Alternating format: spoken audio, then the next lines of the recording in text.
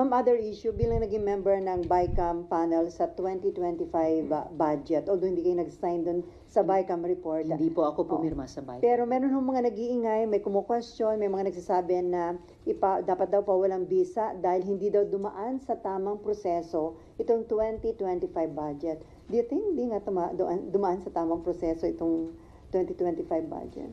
Well, as far as I could see and experience, sa aking personal knowledge, bilang Vice Chair ng Committee on Finance, kaya nag-sponsor ng ilang mga budgets ng ating mga departamento at ahensya, bilang miyembro ng Senate Contingent ng Bicameral Conference Committee, bilang nag-signify at talagang hindi pumirma sa BICAM version dahil sa maaga nakita kong mga issue ng pag-defund ng PhilHealth, hindi pagbibigay ng top budgetary priority sa edukasyon ayon sa ating konstitusyon, dahil binawasan ang budget para sa 4Ps, at bilang kasama ng minority leader kong si Senator Coco Pimentel, bumoto ng no sa General Appropriations Act ng 2025 dahil din sa mga isyung iyon. Batay sa lahat ng mga personal knowledge ko dyan, hindi ko masasabing meron akong nakitang kahit isang